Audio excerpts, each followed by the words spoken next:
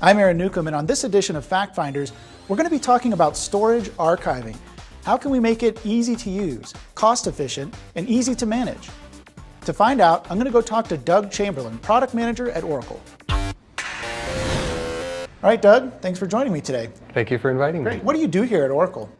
I am the product manager for Archive and HSM Solutions at Oracle. Okay, great. So it sounds like you're just the man who can help us answer some of these questions around archive. So how do people deal with this problem of having to archive all this data? Do they keep it all on disk, or do they use multiple tiers of storage? So that's a very good question. I think in the past, people have been very comfortable having it in a single environment. It may be a high-performance filer that they have access to, and they just put their data there. But now that people are thinking about the retention that has to go with all the data that's getting put on that file system, they're thinking about how can I use different tiers of storage? Can I manage my costs much better by starting to use more high-capacity disk? Or what happens when I add the tape tier and actually blend it in a way that I have some of the content that I need today on my higher performance disk, the content that I need to keep for a long time, I can just maintain on a tape tier.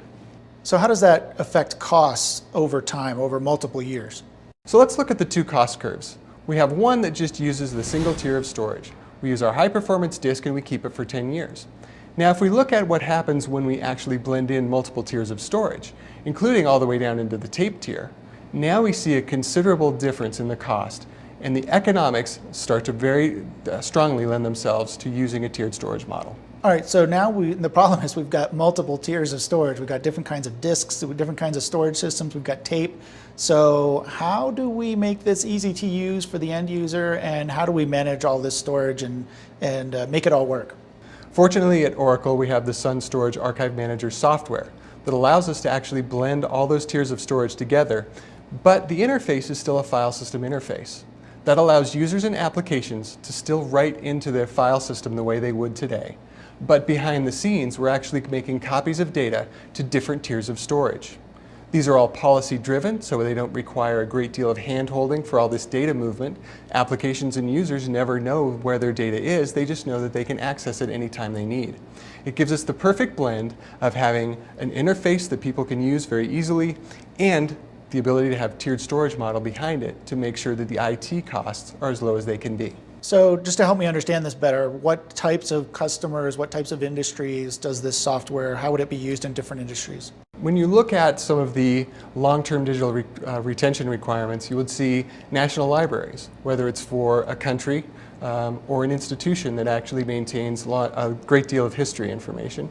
Healthcare would be another great market for us. When you look at some of the regulations today on how long I have to retain all this content, whether it's CT, MRI, all these digital images need to be retained for, in some cases, life of the patient plus 40 years. A fantastic use case for us to be able to include different tiers of storage all the way down to tape for that long-term retention requirement.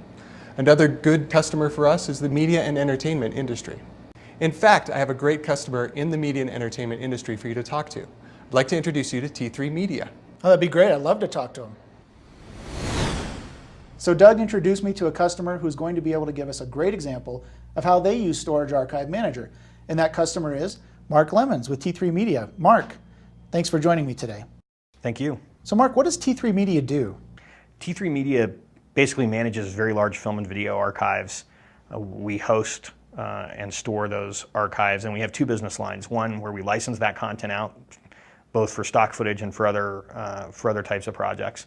And we take our platform that we use to manage that library, and we sell that as well as a service, both cloud-based storage and management of those very large archives. So wouldn't it just be easier to keep all that information on tier 1 disk? Easier wouldn't be the word I'd use. It would be more expensive. To afford it, it wouldn't actually have performance characteristics that are significantly better than tape. Many people don't know it, but tape actually, once the cartridge is loaded, tape actually delivers the data at drive speeds, at single drive speeds. So when you talk about very, multi-tens of petabytes of spinning disk, it's not practical, it's not economic. So you're using disk and tape, and that's why you need Storage Archive Manager? Exactly. What are the benefits that Storage Archive Manager brings for both your business and your customers?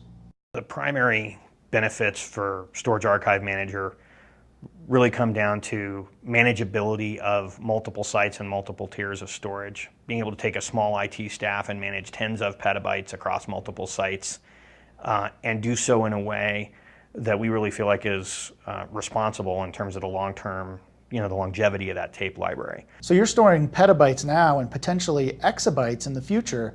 How easy is Storage Archive Manager to both implement and manage? It's definitely a challenge. We have single clients that we're contractually committed to around 40 petabytes of storage with. So we do have to think big, and yet the staff is relatively small to manage that. Storage Archive Manager really minimizes the number of things between T3 Media and our base of files. And that's really key, both in terms of the sustainability of the archive and the ongoing cost of the archive. I really don't want a lot of complexity.